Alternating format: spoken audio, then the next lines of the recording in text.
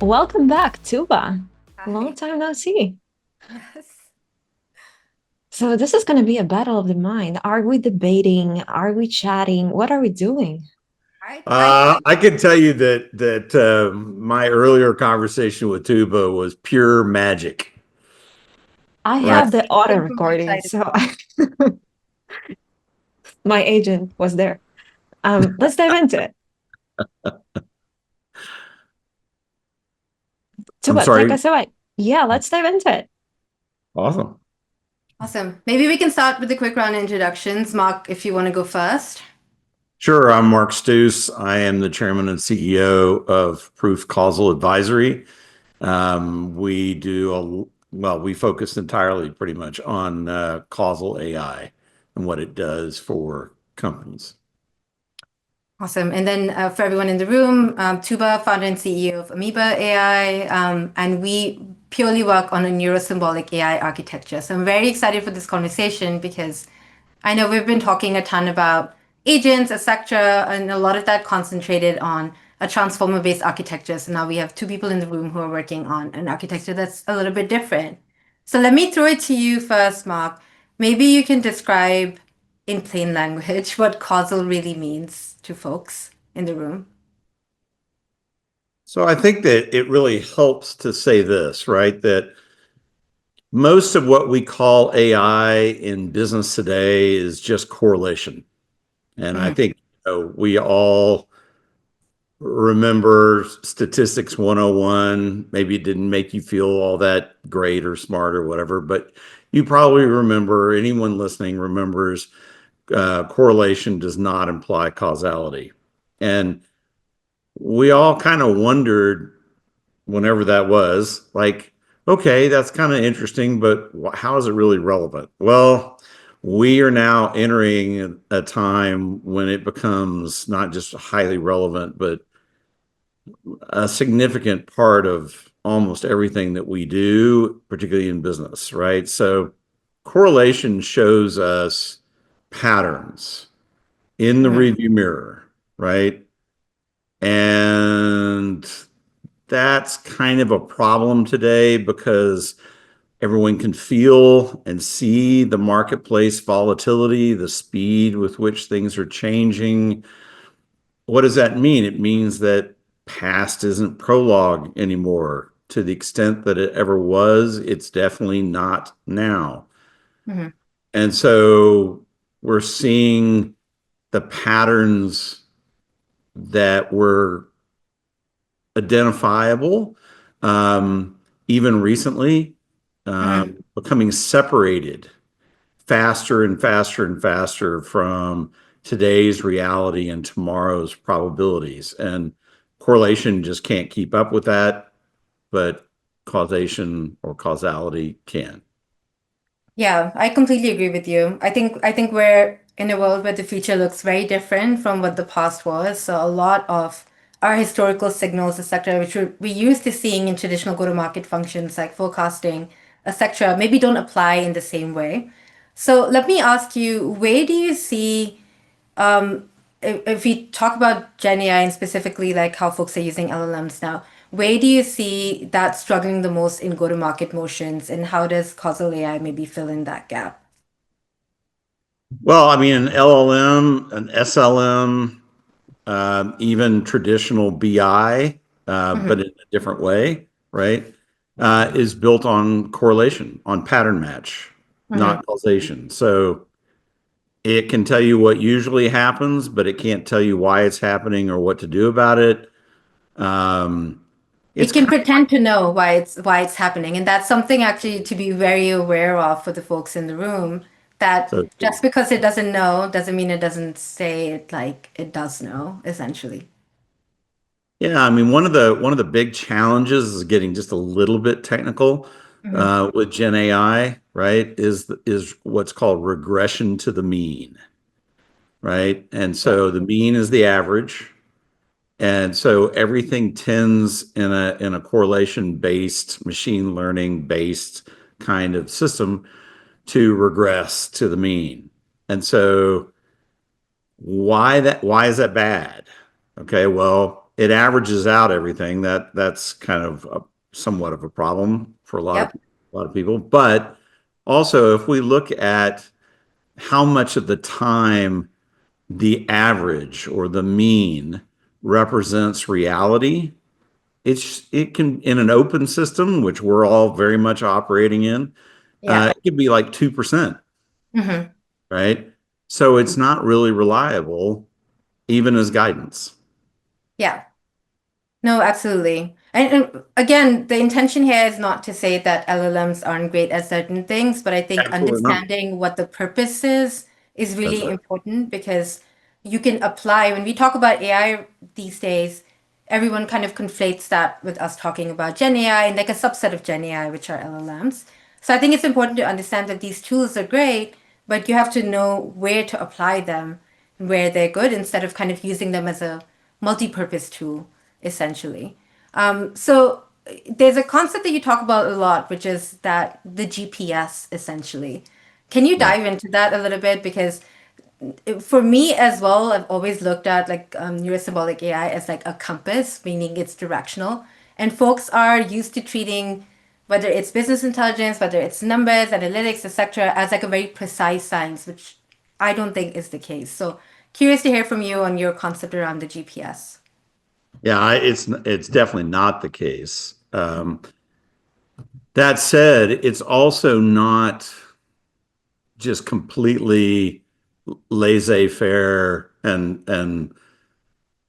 only generally representative either, right? Yeah. It's kind of a balance. And so we talk a lot about fit for purpose levels of accuracy. Yep. If it's life and death, then you're going to want a very high confidence score. If you are doing something else, marketing, go to market comes to mind. Um, you know, Not only are you not going to get a high confidence score because it's almost all human behavior Hmm. related, but also, you're far more interested in how it's iterating than what it is at a particular moment. Hmm. And I think that that's what a lot of people are really getting at when they talk about the idea of being directional. You Yeah. know, it's it's a GPS in the sense that, right? Actually, it's literally a GPS. The math is extremely similar, Yeah. right? Yes, I was going to laugh and say that actually. Yeah, Yeah. yeah, no, it is. It's why it's the analogy that never breaks, right? Yeah. Yeah. Yeah. And so, you think about the GPS on your phone. It knows where you are. You tell it where you want it to go or where you want to go, and it's going to show you two or three options. You're going to pick one, and critically, and this is the Hmm. direct compare, it's going to track what you do, what you control, namely the car, Hmm. and it's going to track a whole bunch of factors you do not control, but that either help or hurt your journey, right? Speed it up, slow it down. Yeah. Uh, could easily, and this is where you get to the whole idea that just because the route to value in this case was correct and optimized Hmm. in January does not mean that that is still it in September. Hmm. And so you're gonna, a lot of times you have to reroute. I was with a CMO of it's a customer of ours, not a couple of years ago, and Hmm. he was up on stage and he said, "Oh, the thing I love about proof is that it means I'm never wrong." And of course, I just pretty much had a heart attack right there, right? Yeah. And so, when he came off the stage, I'm like, dude, that was really cool. But, what did you mean? Yeah. And he's like, well, think about it for a second. He goes, if because of the readouts in Hmm. proof in a GPS, I'm never wrong, I'm just endlessly corrected, Hmm. and I get to my destination, with an explainable variance. If I'm late, explainable Hmm. variance, guys, means you're not, or you didn't nail it, but you have a good reason that's documented for the fact that you're, in this case, late, Yeah. right? And he's like, so how am I wrong in saying I'm never wrong? And I'm kind of like, well, factually, that's probably pretty much true, pretty much Yeah. defensible, right? It just doesn't sound right, So we had a good laugh about it. Yeah, like I But would it, say you yeah, can get from A to B, like you can walk from A to B as well as drive from A to B. You're still getting the result where you're reaching your destination, but reaching it in the right way, in the most precise way, in the most optimized way rather, is right. like the thing. Yeah. So just because you took a path and you got to your end destination doesn't mean that was like the optimal path for you to take, essentially. That's right. That's right. And that is actually quickly very, very relevant right now. Mhm. For the last 2.5 years since Delaware's Chancery Court made a major new ruling on fiduciary duty, spreading it out to all corporate officers and lowering the threshold for breach considerably, Mhm. right? The ability to say, I am managing my function iteratively and always with an eye towards minimizing risk and maximizing shareholder value. That's exactly where not only the calculation of causality matters, Mhm. the ability to iterate it at the clock speed of the business is super important. Yeah, it's not a nice to have anymore. And like this is again, the intention is not to scare the people in the room who are listening to this, but I think like as a founder, like I'm constantly thinking about my fiduciary responsibility in that sense, and I'm constantly optimizing. But sometimes when executive teams get a little bit bigger, a little bit bloat gets introduced into the company, you think about like, okay, it's fine if I miss my target by X% in quarter one, I'm going to make up for it in quarter two. And then that can have a compounding effect because you can't presumably predict very well on what's going to happen in quarter two. So the idea of like having a system that optimizes consistently against your business goals is very important, not just from the business perspective, but also from the fiduciary responsibility perspective. So, Totally. given that, I'm curious on your thoughts on agents. Now, we'll define agents right now as conducting some sort of like autonomous flow using like LLMs, instructions, etc. So, what are your thoughts on how folks are thinking about agents these days, especially because there's a lack of observability on like the paths the agents would take because they're LLM based, non-deterministic. Yeah, I mean, I think that the problem here is that everyone, by the way, this also goes for Gen AI in general, right? Yeah. Everyone's really focused on efficiency and productivity, not being effective, right? Mm-hmm. And Mm-hmm. so when you program an agent right now, it's totally correlation based. It's essentially, this is a little harsh, but not by much. It is, it's very sophisticated automation. Yeah. So the problem is that in an ever-changing, highly volatile open system like the marketplace and like your Mm-hmm. response to the marketplace, um, the instructions that you are giving your agents are almost immediately dated. Mm-hmm.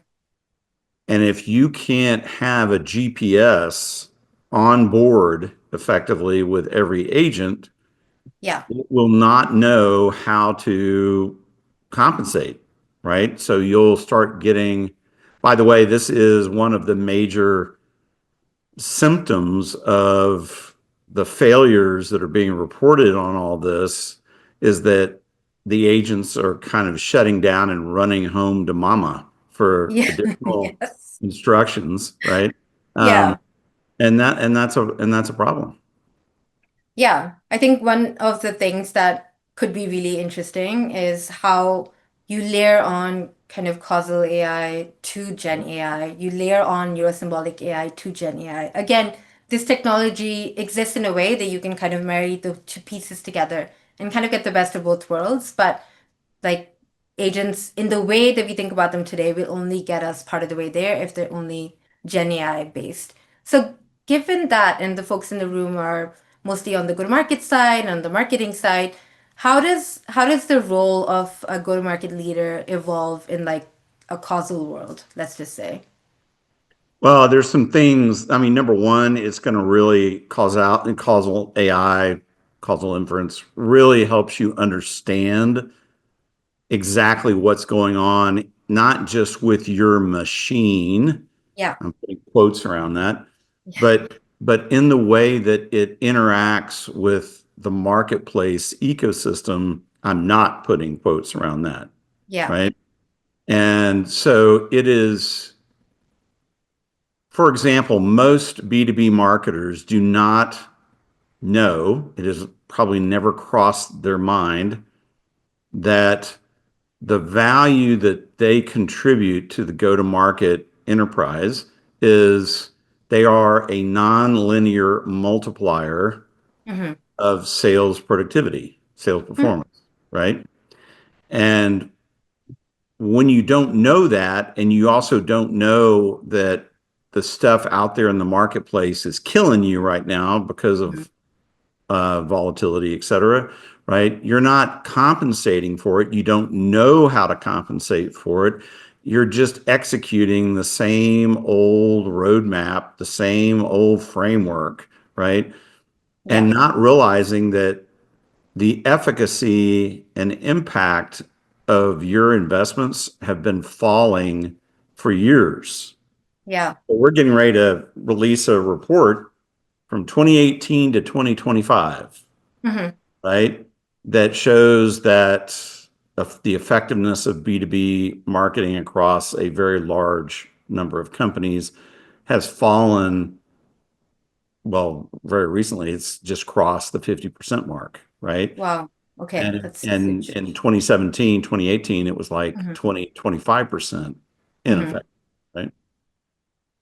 Yeah. And like all that is to say is like I think we think of the idea of like being data driven as like we're applying any and every kind of data like into our strategy. So there are folks that who are applying this data, but then the inefficiency is still like rising from 25 to 50% is a huge leap. So think of how much opportunity they're leaving on the table that they could optimize for if the right systems were connected in the right way.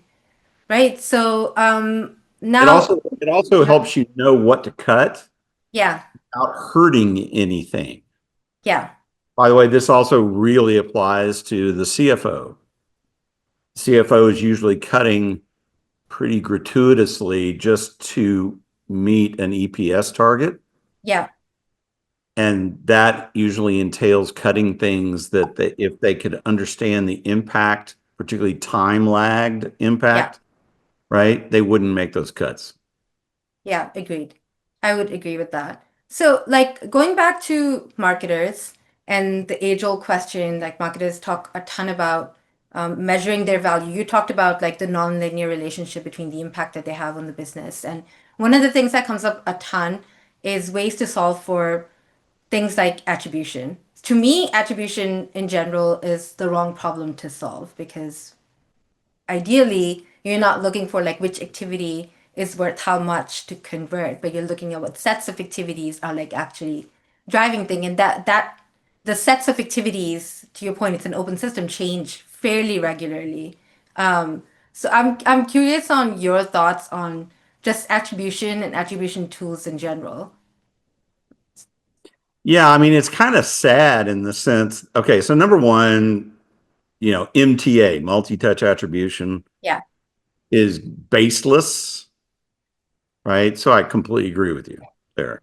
Yeah. I think that one of the bummers is that the word attribution technically is indivisible from causality. Yeah. Because of the way it's been used for the last 10 years, it's sort of poisoned, at least in the marketing or go-to-market space, Yeah. right? So it also kind of implies that marketing's role is sort of additive, Hmm. and thus you can somehow share revenue credit. And that's just not the way it works, like at all, Yeah. right? It's you're not sharing revenue credit. You are showing, or should be showing, how much more efficient and effective sales is because you exist Yeah. than they would if you didn't exist, right? And that's a classic calculation in causal AI. I mean, that's just kind of a normal output, right, on anything, not Yeah. just marketing and sales. Yeah, I feel like the thoughts around, and you're right, people like in general, I even use the term attribution, but I think that it gets conflated with multi-touch attribution. That's what we're talking about right now. Does sort of put marketing sometimes as a second degree citizen to like the business, as in they have to prove that the things they did contributed to the revenue generated instead of first class citizens to say you were an accelerant to like certain things causing your revenue to rise. So if I'm a marketer now Yeah. and I have a ton of agents, GenAI tools at my disposal, and I'm listening to this and I'm saying like, okay, I need to think about things like causal AI, neurosymbolic AI, etc. Where would I start? What would be like the first thing I could do essentially to try to understand this a bit better and try to apply this? Well, this I guess my answer would probably not surprise anybody, right? I think you have to really understand causally what's been going on to this point, right? Yeah, There's kind of an internal benchmark, a causal audit that has to be done. yeah, Um, One of the coolest things in the last several years is that even if your data, your natural data, your operational data is kind of marginal, or hmm, maybe even doesn't exist in the way that maybe it should, yeah, uh, there's a lot that we can do today with very high fidelity synthetic data that can help fill in the gaps and simulate. And it's represented clearly as what it is, which is a mix of synthetic and natural data, or maybe a pure synthetic model, so that no one's confused. yeah, But you get a real you can get to a level of understanding that used to be just kind of like outside of what was possible unless you were a nation state or something, right? yeah, yeah. That's a fallacy around AI that has existed, right? It's like I don't have enough data to get started, or in go-to-market case, folks will often say like my data is like too messy to even be useful in some of these AI systems. And I feel like synthetic data is a really, really good option to kind of bridge that gap. Now, again, it's a GPS, it's directional. I think we're used to consuming data sometimes in a way where we feel like it has to be like precise, essentially. Do you think that for marketers and leaders, there should be more trust around things like synthetic data? Or do you I think the think that trust is better? there's going to have to be, because Yeah, there's just, we're kind of getting to a place where if you don't trust yeah, certain things, you're just going to stop. You're going to stop. You yeah, won't be able to go any further, or you'll be able to progress, but much more slowly. You will totally lose a competitive edge, not only organizationally, corporately, but personally. yeah. And I think that that's just kind of the way it is. Hmm. We can debate that. I mean, is that good? Is that bad? That kind of thing. But it's not going to change the reality of it at all. Yeah. So, I mean, and you're not. I think everybody really needs to stop and consider that if you can't show what your company is getting, in return for the money that they're spending on fill Yeah. in the blank, right? Increasingly, you're going to be very unlikely to get it. Yeah. And that's a problem in a lot of ways, but it's a huge problem in the sense that go to market is the revenue engine of the company. No, absolutely. Yeah. And And so, it sometimes happens slowly over time as well. I think there's drift sometimes that people don't actually notice until it's a little bit too late. So that's another thing to watch out for because I see a lot of times books kind of repeating playbooks that have worked. And it might continue to work within a certain degree, but you might see depreciating returns that you don't pick up on, essentially. So understanding the root cause of like why something is working and applying that root cause to other things that you could do that would make it work, I think it's more important than, yesterday everyone thumbs up my post, and today if I write a similar post, everyone's gonna thumbs up my post as well. I bring that up because there's a lot of debate around how personalization at scale kind of impacts your go-to-market or your marketing motion.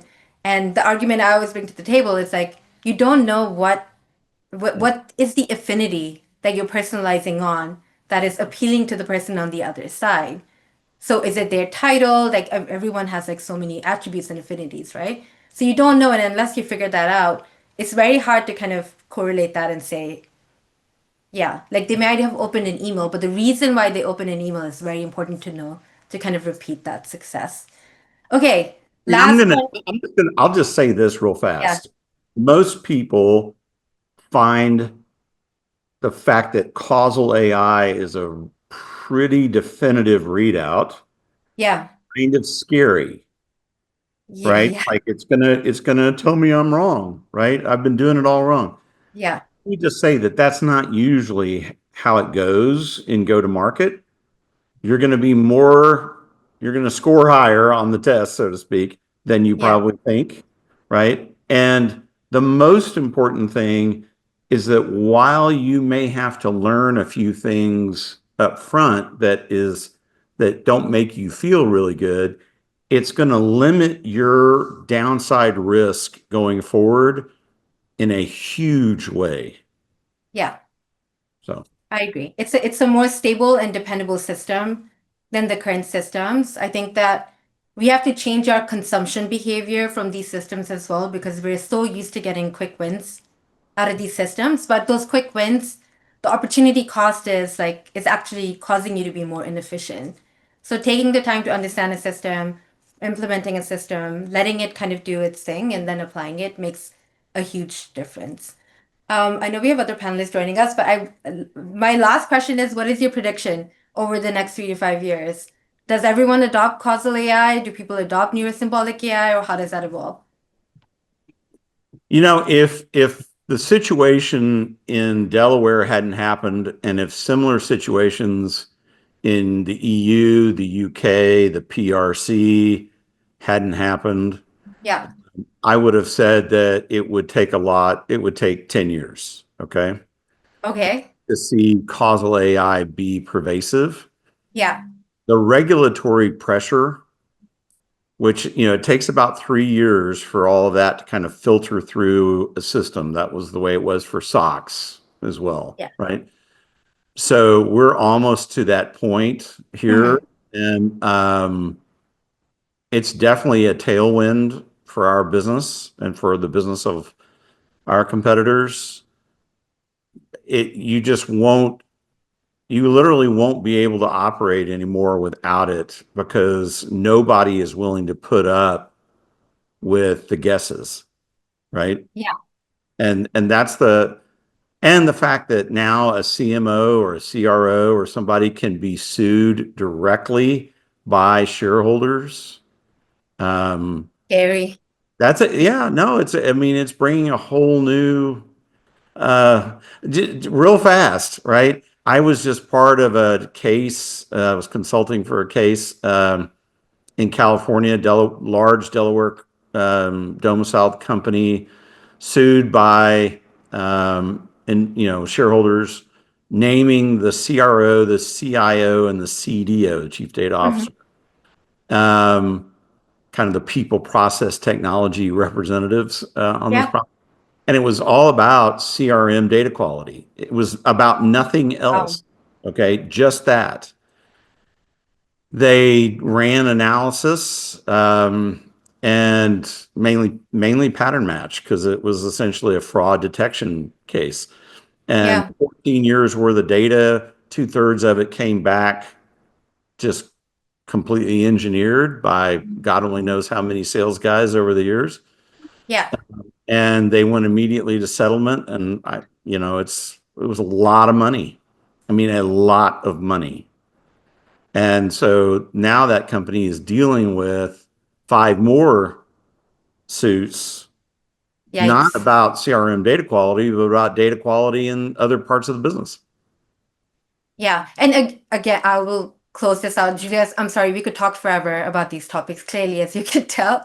But essentially, again, the intention here is like not to scare the folks in the room, but to more inform them that it is our responsibility to kind Yeah, of get to learn about these things, and sometimes not to get caught up in the hype of like every new piece of technology and what that offers. Like there is a lot of foundational tech here that I think serves us well in terms of businesses. So the best way you can do that is just educate yourself, is read, and spending time tinkering and reading, I think it's the only way forward. that's right. Let me pass it back to you, Julia. Phenomenal fireside chat. Thank you so much. Super, super thought provoking. What's the best way to support you, Tuba and Mark? Go ahead, Mark. I would say learn, right? Just be open to learning. Um, I see a lot of fireside chats or a lot of panels or whatever that are all the same kind of people talking just to people in their space that are just younger than they are. They're in their career, right? Mhm. And that is being inbred in your thinking, right? Yes. I mean, go outside of marketing and say to other, functional leaders, how are you dealing with this, and this? Right? I mean, I got started along this whole line of thought by listening to 20 years ago or more, listening to CIOs in briefing centers talk about exactly the same problem. Hmm. Right?